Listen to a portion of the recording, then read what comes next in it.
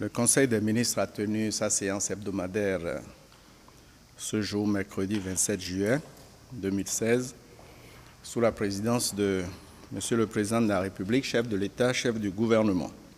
Plusieurs projets de décret et plusieurs communications ont été examinés. Je vais donc vous rendre compte, vous faire le point de presse en 8 éléments.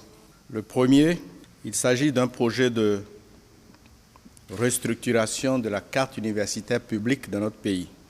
Notre pays dispose aujourd'hui de 7 universités publiques et de 22 centres universitaires répartis sur toute l'étendue du territoire. Mais les difficultés rencontrées dans le secteur de l'enseignement supérieur et de la recherche scientifique restent entières. Il s'agit de l'insuffisance d'enseignants qualifiés pour encadrer les nouveaux centres et de l'insuffisance d'infrastructures d'accueil et de matériel didactique. Cette dispersion des centres universitaires a un coût majeur pour le développement.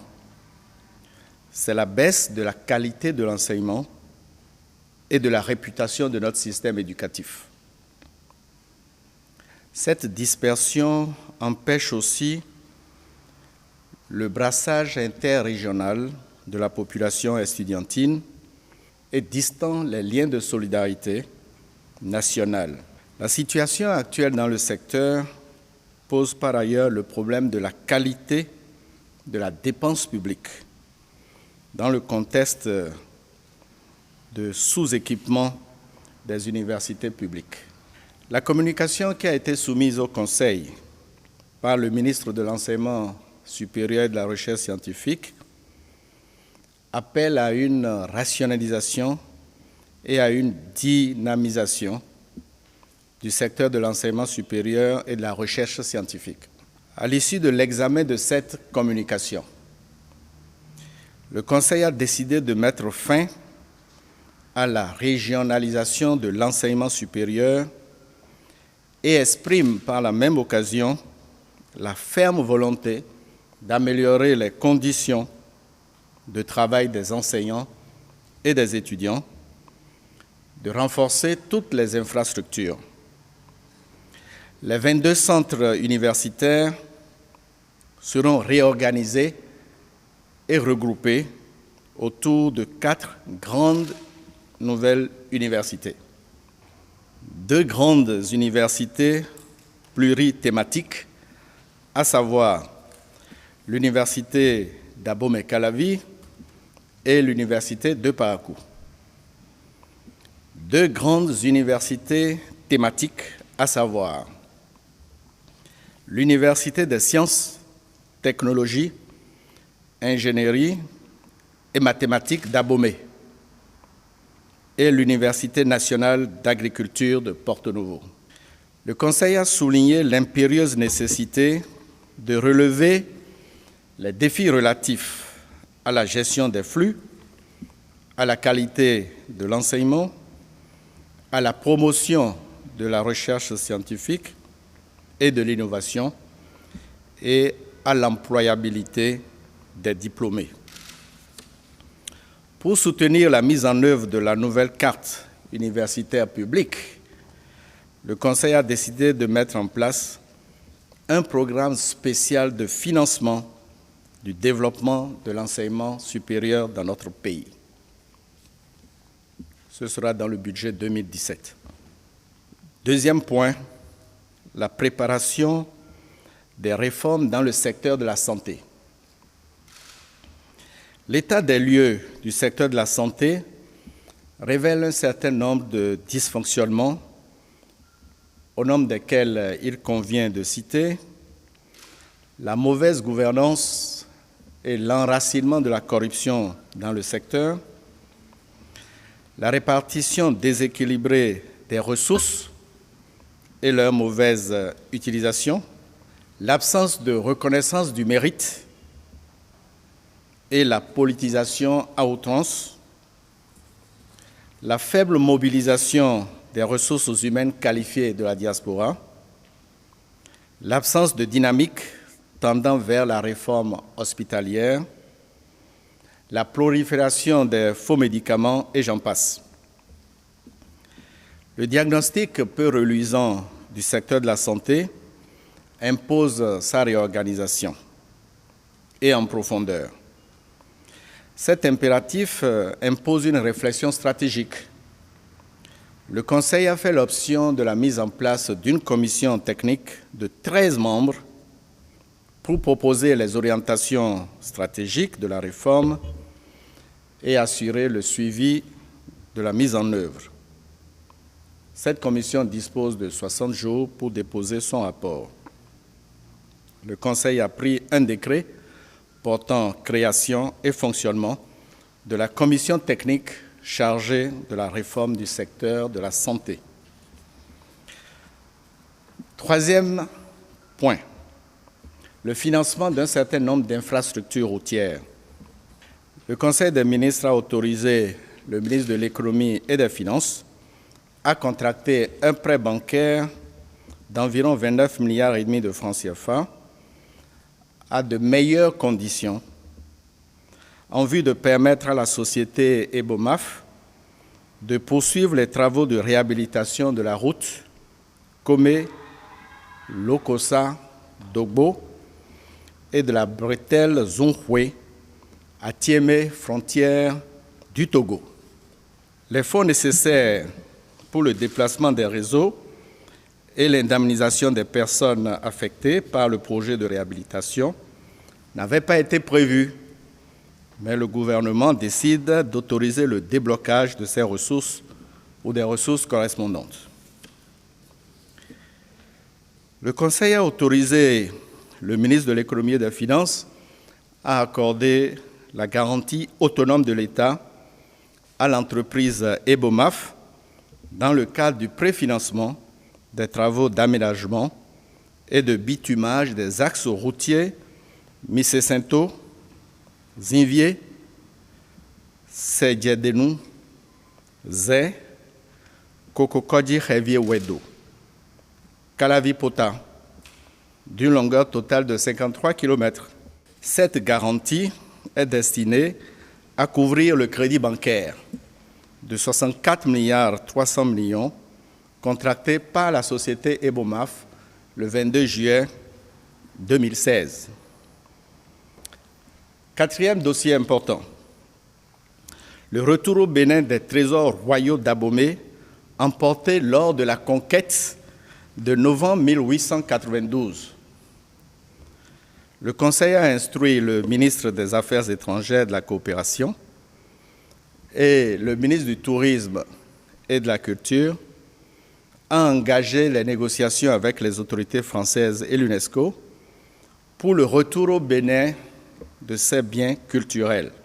Les deux ministres rechercheront toutes les compétences nationales et étrangères susceptibles de contribuer au recensement approfondi de tous les biens royaux emportés et répartis dans des musées à l'étranger et dans les collections privées.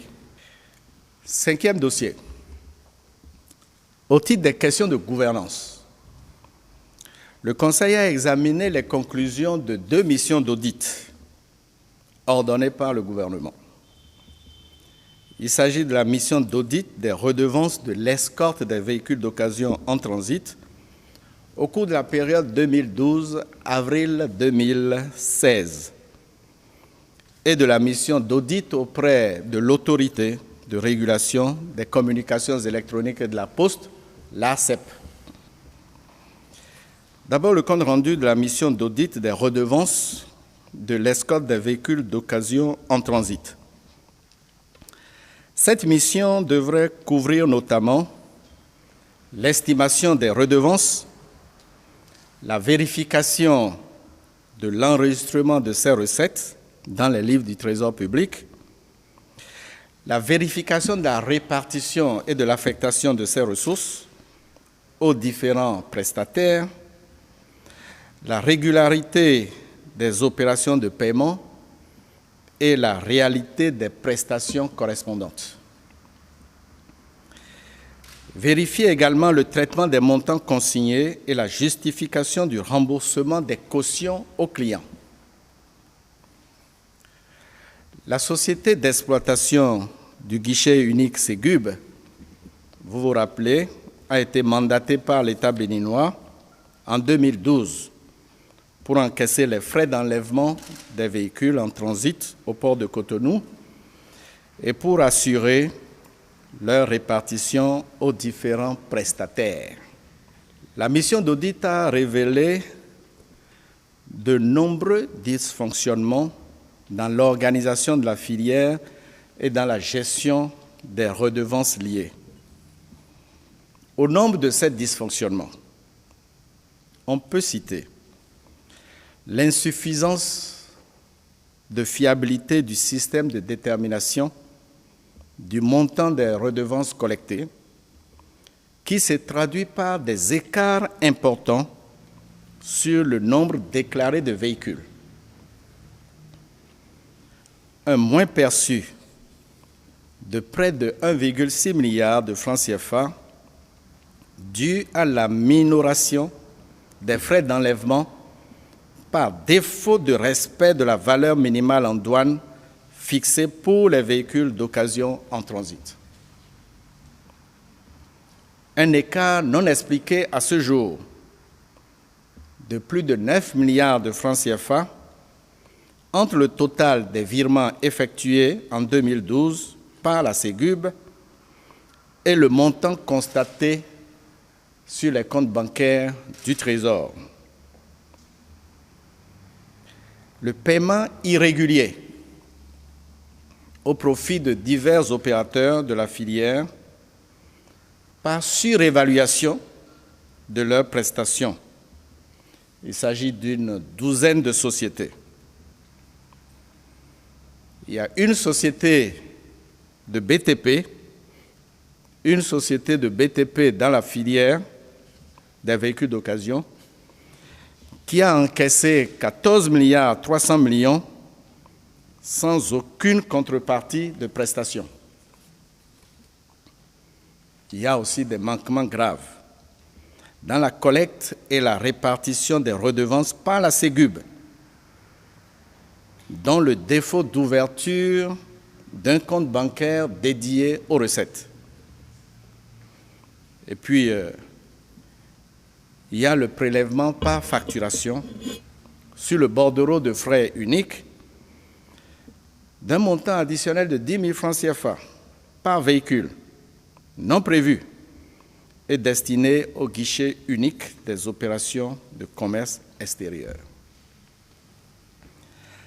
À la lumière des conclusions de l'audit et au vu de l'état des reversements faits aux prestataires, dont certains ne paraissent pas justifiés, on peut déduire que la gestion des redevances de l'escorte des véhicules d'occasion en transit, confiée à la Ségub sous la période sous analyse, est peu transparente et se trouve aux antipodes du professionnalisme et de l'orthodoxie.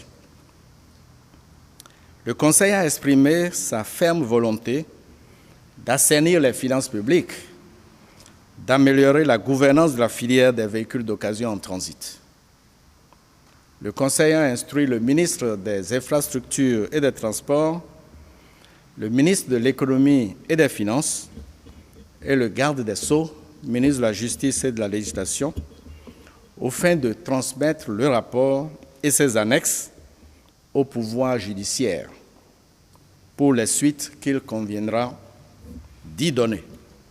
La mission d'audit auprès de l'autorité de régulation des communications électroniques et de la Poste.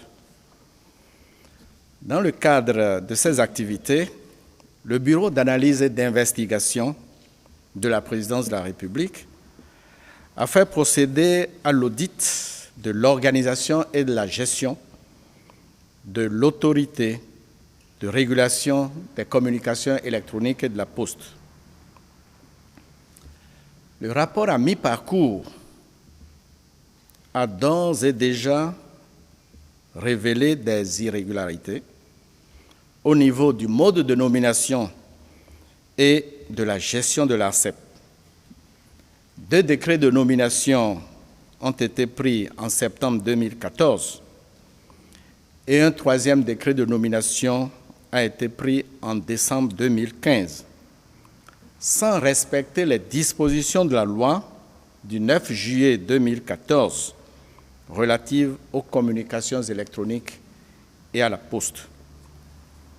Cette loi fixe les modalités de nomination des membres de l'ARCEP, notamment les profils et la procédure d'appel à candidature. Les 9 membres du Conseil de régulation n'ont pas été nommés conformément aux tests législatifs et réglementaires en la matière. Concernant les rémunérations des membres du Conseil de régulation et du secrétaire exécutif de l'ARCEP, la mission d'audit a constaté qu'elles sont constituées de multiples primes qui ont été fixées par le Conseil de régulation lui-même et non par un acte réglementaire, ce qui constitue une faute grave. Par ailleurs, l'audit des missions et voyages à l'intérieur comme à l'extérieur du pays fait état de dépenses non conformes, du non-respect du barème des missions et du défaut de production systématique de rapports, toutes choses constituant par ailleurs des fautes graves. Après avoir pris connaissance des premières conclusions du rapport d'audit, le Conseil des ministres a fait observer que l'amélioration de la gouvernance commence d'abord par le respect des tests législatifs et réglementaires. Le Conseil a donc pris un décret abrogeant les 3 décrets de nomination des membres de l'ARCEP et a instruit le ministre de l'économie numérique et de la communication, en relation avec le ministre d'État, secrétaire général de la présidence, à l'effet d'engager la procédure de nomination des membres de l'ARCEP conformément aux tests en vigueur. Dans l'intervalle, le Conseil de régulation sortant liquidera les affaires courantes. 8e dossier. Sur proposition du ministre d'État chargé du plan et du développement, en relation avec le ministre de l'Économie et des Finances, le Conseil a adopté la feuille de route relative à l'élaboration des documents de planification stratégique au Bénin. Les travaux de finalisation du plan d'action du